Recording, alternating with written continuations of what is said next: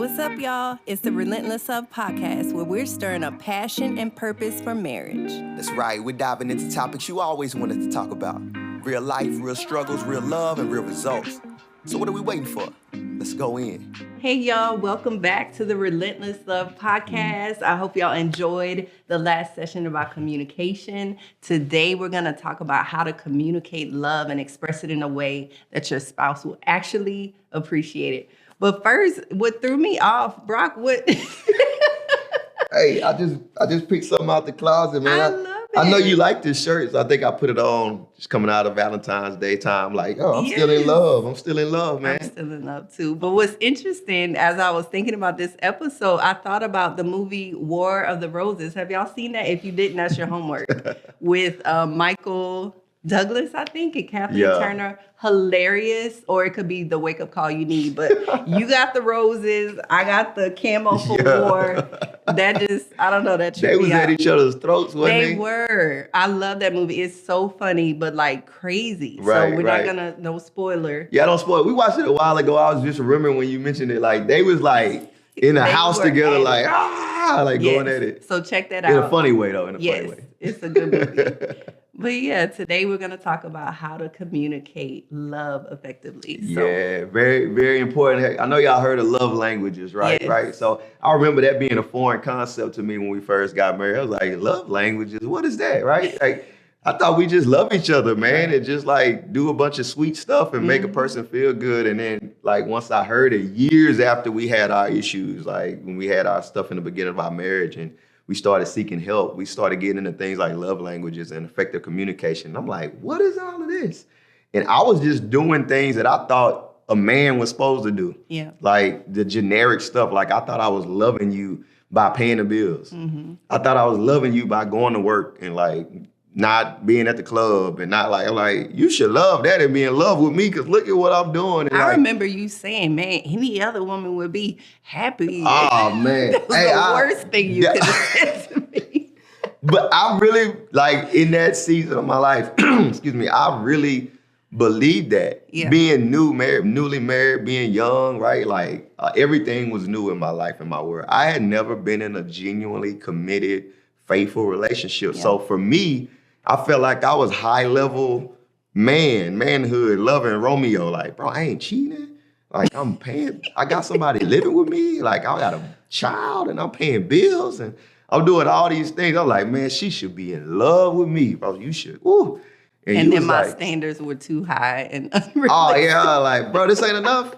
She's like, Yeah. you're supposed to be doing it. Like Right. what? Like, you know what I mean? So I wasn't communicating your love language. And I felt some type of way about that early on because I didn't know no better. Pop quiz. What's my top love language?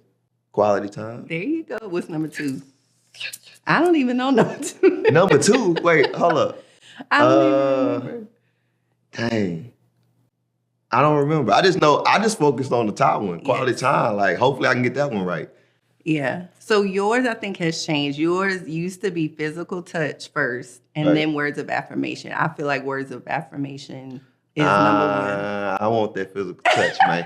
Hey, I had to keep it 100. I know you want They it. like right here though. They like Yeah. they like right there. But yeah, I think physical touch still there, and but affirmation is definitely Yes. like they like right there. Yeah, because that's what makes you feel valued. So- Facts. So what did it look like when we were not walking in that awareness of each other's love languages? Man, to be honest, it was discouragement. Like really, like it was discouraging, feeling like I was doing everything I should do for you to feel loved and for me to feel like I'm loving you the right way and to feel like you were responding to me.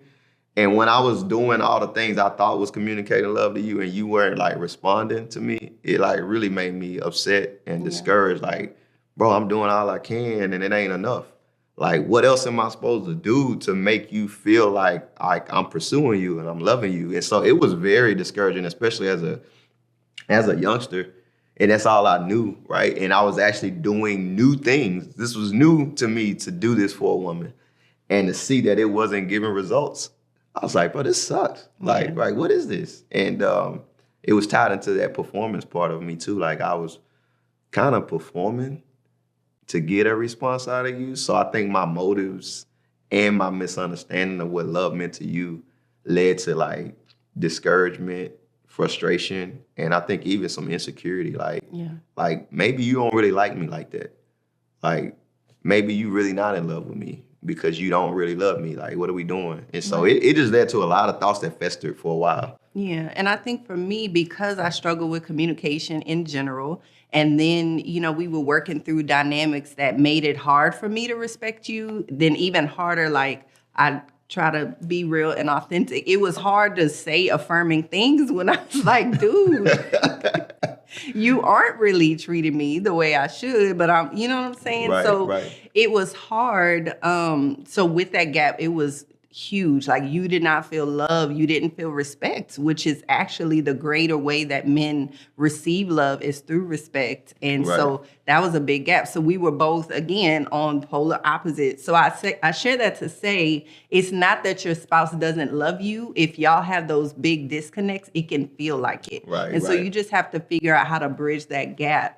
So that you are communicating that same love language, not the same love language, but the language that your spouse needs. Yeah. And I just, obviously, I didn't know. Like a lot of people out there, man, you probably don't even know. Or maybe you heard of it, but you like never investigated. I just never knew. And like, we're two totally different people. Bringing our worlds together, man, we have different backgrounds, different cultures. We grew up in different cities that have different extreme cultures, right? Our family dynamics was different. What we saw our parents model for us as love based on what kind of home you come from, you're going to see love displayed in a certain way that's actually going to shape the way you like imagine love in your subconscious. And let's keep it real. Sometimes, a lot of times, at least for women, culture can shape what we think love should look like. So we think, all these rom-coms and Hallmark, which is, I'm actually not a fan. Hallmark Channel makes you feel like, if he loved me, he would say this. And if he loved me, he would do that. That's just not real. The Notebook. Notebook. I ain't never watched it, but I just imagine. Now, that is one movie I It was on the boat, and he wrote this like 12-page, I don't know. I'm like, bro, that ain't... I don't have that in me. Maybe it could come later, but I didn't necessarily have that in me. I didn't grow up seeing that. Like, what was modeled for me were great qualities that I thought was love. Like, my dad was hardworking and he was disciplined, and he would take care of everything and make sure that things were good around the house. And occasionally he'll buy my mom something. So I had experience of seeing love in a certain way. That, for my mom and how their relationship was amazing, right? But for you, that may not be what makes your love tank get filled up. And if I just box it into that and say that's what I got to regurgitate and it don't work, I'm going to be disappointed because I'm not loving you the way you should be loved. Right. Well, because for me, quality time is my top love language. So you worked so hard that you came home, you were tired. So then you needed me time and you needed to decompress, that's reasonable. But you would decompress for hours doing your own thing. And it's like, okay. And he feels like, I'm home. I'm not out. I'm with you. But I'm like, but we're not, you're not present with me. Right. So I don't feel like a priority. I don't feel like we're spending time together. We're not doing things together. We're not going out to eat, which was, we have financial strain, one income, new baby. So it was just a lot of dynamics just widening that wedge between us. Right. And that's true. I didn't really know how to carve out quality time because of how our schedule was. We had the child that needed time. I had the work that I was doing. We had all that going on. It was like, how are we going to scrap for a date? Right. And in my mind, I'm thinking a date night need to be something extravagant, right? Like we can get in our own brain and think like, I got to do something really extravagant to make this experience be like fruitful for you and make you feel special. When really you like, hey man, let's just make a picnic sandwich thing and just sit down and go just talk to each other. And I'm like, well, that ain't gonna really be like, romantic. That's not gonna be the Notebook style, right? Right. But really, you would have been pleased with that early on in our Yes. marriage. And so understanding me, like I'm a simple person. It's the little things that matter to me and the intentionality, not the big grandiose thing. And so that paralyzed you because you didn't have the money or because you didn't think it out, then you would do nothing. So then it just perpetuated the cycle of not spending time. And so, man, it was. Yeah, and y'all can see how the wedge can get in there. Like when you think about your own relationships, when you're not really getting that time in and that love tank not getting filled, you can feel devalued. You can feel like you're not important. And then all those thoughts get in your head. And what happens is you get distance. Right. And we all know we talked about communication in the last one. So you combine that with the communication, the friction, all the things that get in there. This could be a wedge, and it destroys so many relationships, man. And this is so pivotal to begin to learn and understand that, like, your love language has to be communicated and has to be received on a constant basis so that you can feel like you're priority number one. Yeah.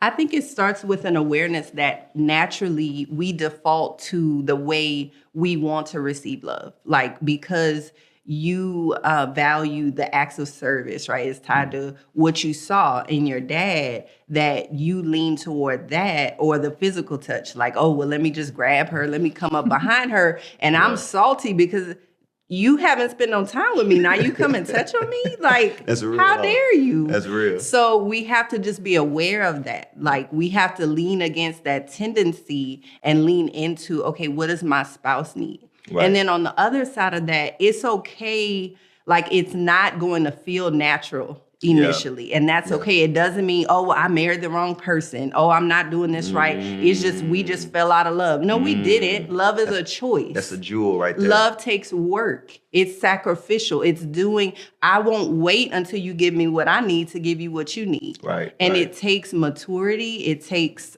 growth. Yes. It takes just being intentional. And it's not about me. If I prioritize meeting your needs, then you will prioritize meeting mine. Right. That's real. I think you said something key about like expressing the love in the way that we think like is love to us, and like what we value is like, I value it, but you may not value it. Like, I perceive it that way. You may not perceive it that way, right? Like, that's a real thing, because like the physical touch aspect for me, some people don't like to be touched. Yeah. There's people that actually like, I need space to get out of it. That doesn't mean they don't love you. There just may be something there that prevents them from being able to receive that. And like, if we don't understand and know that, we could feel like rejected. Yeah. Like, we could feel all of that. And I'll speak to that. You know, if you have a spouse that has experienced sexual abuse or trauma, childhood physical abuse, there's a reason. And maybe they haven't communicated that. Maybe they just haven't even come to that place of safety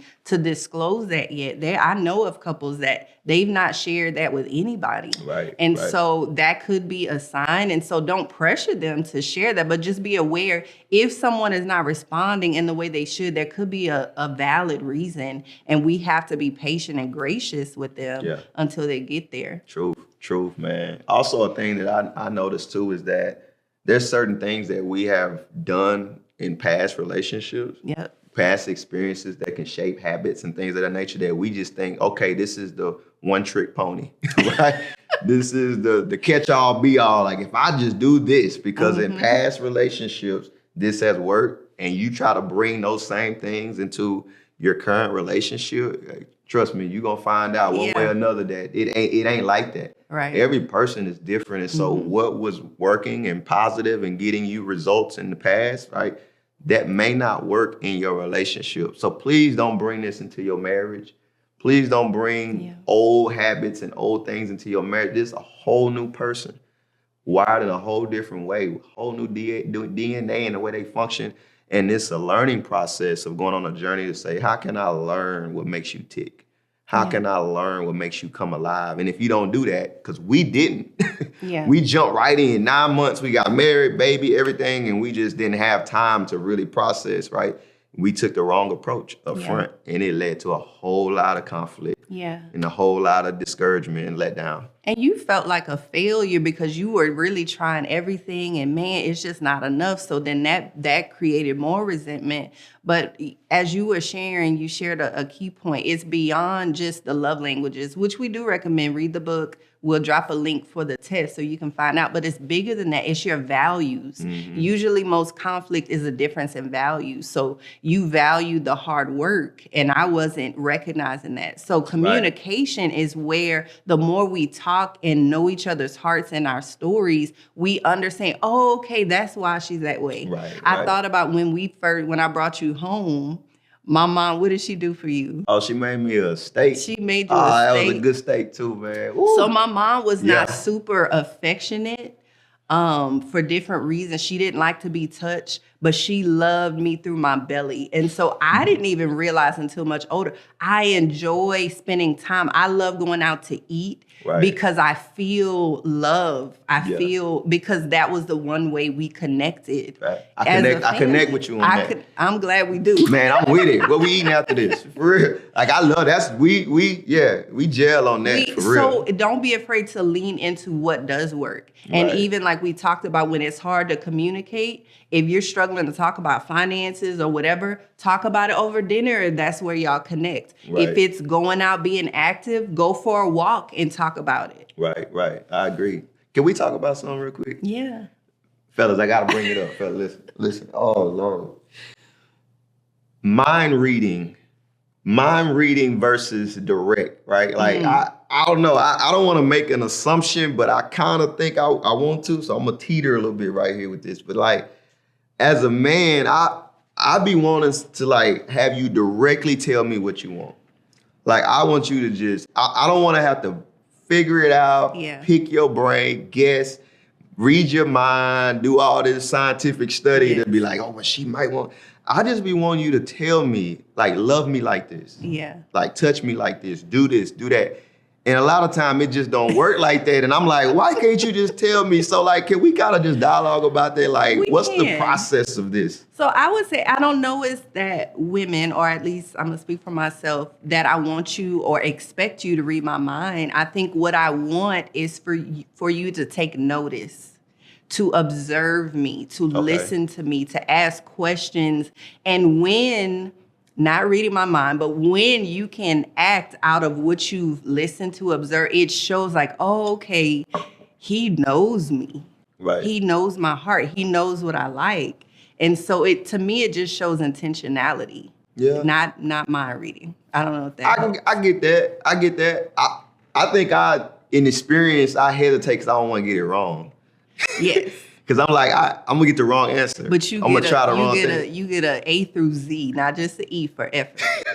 You get brownie points for effort. Okay. Yeah, I just be like, I'm gonna buy the wrong thing. I'm gonna do the wrong thing. I'm gonna make the wrong move. I'm gonna touch you in the wrong way. And it's like, just tell me like how to do it. And that way, I got a win-win. So I got a win-win situation. So I've grown beyond where, again, I think it's just that unrealistic expectation from the rom-coms that, oh, he's just going to do all of this. Yeah. That now I know it's just best for me to tell you. Right. Like, I think I had to tell you, honey, for my 40th birthday, like this. Yeah. You know, and now I don't take it personally or end up disappointed because you didn't meet my expectation when I didn't take the time to communicate. Ladies, it's okay. They're just not wired like we are. Now, you might have an anomaly of a man who does that, probably because either his mom trained him or something like that, or he's just, I don't know, he's different. Right. But the average man needs a little direction. I need some breadcrumbs. Just a few little bit. breadcrumbs. Yeah. And I'm learning along the way through 15 years in, I'm learning how to embrace the more affectionate side. I think you always allude to it, like, man, having daughters kind of makes you soften up a little bit, makes you kind of be a little bit more thoughtful. And I thank God for that because like I just didn't have that experience growing up. I didn't see that a lot. And we don't, as men, especially minority African-American men, we're kind of crafted to be strong and stern and like hard and like, you know, whatnot. We get that. And we gotta break that some kind of way. And I'm grateful that like being a father has done that for me. But it's not okay really to be so like like shelled up and not be vulnerable. Yeah. And I've been learning over the years to like break out of that. It's okay to break out of that, man. And to the benefit, especially of your spouse, like you need me to be like that. Yeah. Because there's parts of you that needs that like tender side, not that just protector, like, I'm the man and I'm gonna do this and do that. And like, you don't wanna be vulnerable and doing things outside of your comfort zone. Like I should try to read your mind to a certain extent and do things more often because that's gonna make you feel, like you said, valued. Right. But if I just stay in my box, like, nah, just tell me all the time, then that's gonna create distance. Yeah. It's gonna create you feeling not valued, and it's gonna lead to later on some separation. So that's a give and take. It's not just one way or the other. It's kind of like meeting in the middle, right? And that's what works for me. So the other love languages I see, there's physical touch, quality time, acts of service, words of affirmation, like cleaning and the then, house and stuff. yes, and then gift giving. So understand what is important to your spouse. And again, don't just default to what's comfortable and familiar to you. Try to go out of your way, get ideas. Right. And don't let budget be an issue. Yeah. Like you can get creative. I love handwritten notes. I love like all of those things. I used to do a lot of that early on. You did. I don't do it as much often, but I used to be at work writing her little poems on a box. cardboard box. On a box flap, but that was romantic. Sorry, Coca-Cola, Bank of America. I used to take them Bank of America notepads, and I'd be writing stuff on there to her. Pilferging. No, but that's true. You express like a desire for me, and we spend time together. Like it wasn't going out. We just watching movies. Dollar movies. Yeah. Come on, somebody. Yeah. Hit the dollar movie, man. Hit the park. Do what you have to do. Yeah, all of that. Yep. Yeah. And over time, we've noticed that you have a top love language, but really you want all love. Yes. Like there's sometimes you like, man, can you get in there and clean the house? Can you clean this up? Can you do that? Like I would feel love right now if you would help clean the house because I don't have the strength or the energy to do it. When I do it and you see me doing it, you actually take value of that and you see appreciation in it. Like my husband don't mind getting in there washing the dishes. Like I try to make it to where you don't ever have to wash dishes, right? Like I hope that communicates love to you. Does. It's not your top. Yeah. But I think when you see me doing that, you like, he do love me because I don't never really have to do those things. What it communicates is that, so we can't, you're right, we can't just even master that top love language. We have to embody them all. But more than that, like love is about sacrifice. It's a choice. And so we have to learn to do that even when my spouse is not, that I'm still gonna serve. I'm still gonna do those things. And that's important because that's what's gonna anchor us through the difficult times. That's true. That's true. Man, can I take you out of church? Come on, I feel like I didn't take you out of church. Man, God loved us first. It was a sacrifice of love for him to pursue us in a way to where a lot of times we didn't want nothing to do with God. But he consistently knocked on the door of our life saying, hey, I'm here. I love you. Hey, I'm here to serve you. Hey, I'm here to be a guide for you. I'm here to give you wisdom and give you knowledge and give you the love that maybe you haven't received over time, right? And so it's that pursuit sacrificially of I'm gonna give up myself even though I may not feel like it or you don't deserve it or you don't necessarily, you haven't done anything to earn this. Right. I'm gonna give up myself so that you can have the best of me and the best of the world that is there for offer for you. And so it's like for me as a husband, my responsibility is to give up myself to make sure that your world is the brightest and best place for you and that you can come alive and be the best person you can be. Yeah. If I look through love in that lens, then whatever it takes. Yeah.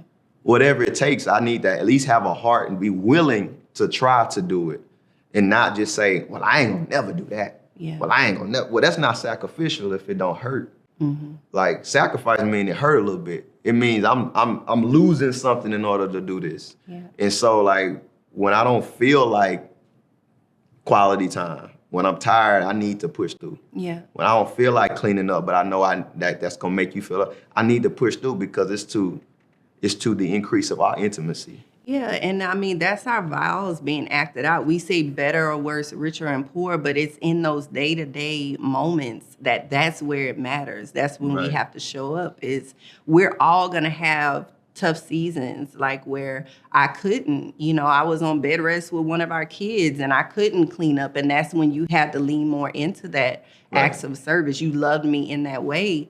And so we have to show up for each other. We're not always going to be at our best. Can you love me when I'm not? Right. That's real. I'm thankful for you, man. Just the grace you've given me over the years of like trying to figure things out, of you being understanding of like where I came from, what I've been through, like, and just the desire for me to do it. It's not you. I think you see the desire that there's an attempt, and I think that's valuable for spouses. Is if you see the desire to grow, you may not see the score and the check boxes may not be hit, but if there's a desire to pursue and grow and be better, then there's room not to quit. Yeah. And we've seen so many marriages like quit because they're looking at the scoreboard, right? And they're not looking at the hustle. Yeah. The hustle can then begin to be crafted into skill. Mm-hmm. If you ain't got no hustle and no desire, then okay, cool. But if you got hustle and you trying to learn, man, that deserves some kudos. Yeah. You know what I mean? And I think both of us had a lens after our tough point in our marriage where we begin to see that there's desire there. Y'all are meant for each other. You just need the skill. Yeah, and it's supposed to be hard. I don't know where we got this idea that, after we get married, it's just sunshine and rainbows and it's easy. No, it is hard. One, because the enemy doesn't want marriages to work. Right. It's something God created and he wants to sabotage it. So when you're trying to do things the right way and God's way, you can expect resistance. That's the first thing. Second of all, when you bring in two different people and you're merging them, they're becoming one, there's a crushing, there's a breaking and a blending, and that process doesn't feel good. So it doesn't mean we fell out of love. It doesn't mean we don't love each other. We have to learn how to love. And we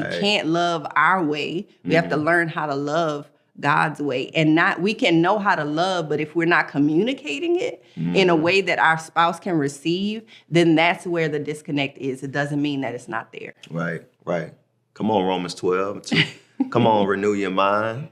Come on, change your mind, change your perspective. You know what I mean? Get a new perspective. You change your perspective, man. You view your spouse through the right lens. You begin believing the right things about love and about your spouse. The behavior changes, man. A whole new world begins, man. And it unlocks a new level of intimacy that, if we all be honest, that's what we really desire. Yeah. We desire to be closer. We desire to be more intimate with each other. Not just physical, right? But mental, emotional, soul, spiritually. And then all the other things come together, man. It just makes for beauty all around. Yeah. So what wisdom would you share with the listeners about how to express love and communicate love effectively? I would say just kind of search inward and search to see if you are are you even trying to learn what the other person's love language truly is, how they receive love, or are you just trying to give them love out of your own strength and your own knowledge? That's what I did early in our marriage, and it led to a lot of self-sabotage within myself. It wasn't her fault. It wasn't your fault. It was my fault because I didn't take time to begin to like learn you in the beginning, to give you what you needed versus what I thought you needed. And that's what I think was the biggest game changer for me, is when I figured out that like I'm not giving you love the way you receive love. And I'm hurting you and I'm hurting myself. And I need to either take time to learn that. So take time to learn that, or ask questions like, how do you receive love? How do you receive love that makes you feel like you are on top of the world? Because that's what I want to give you. And a lot of times we don't stop and even ask those questions or even take that in consideration. And I think when I learned that, it allowed me to kind of like realign myself. But then it also made me, and this is personally me, it made me have to go to God and say, God, I don't know how to do this. This is not in me. Can you empower me, teach me how to do what's beyond me, because I want to be pleasing to her. And I want to like take care of the gift you gave me. And so in doing that, he said, I can teach you and I can give you what you need. And so that really unlocked a lot of things for me. And hopefully it was fruitful and making you feel loved and valued. It has been. And I would just encourage, if you're struggling and maybe you don't even know what it is, like you're just numb, take the time to get the emotional healing that you need. So not only can you give love, but so you can receive it. I think sometimes I struggle to receive it because I was just so wounded and hurt. And I didn't give you the credit and acknowledge what you were doing, acknowledge your effort. And so I would say that. And, you know, don't be afraid to like really evaluate what you've allowed to influence your perception of what love looks like. Yeah. And even your perception of your spouse and how they're trying to communicate love to you. Yeah. So. Can I double down on what you just said? I remember when you just said like receiving love. I remember when you first started calling me after we like was almost divorced and stuff.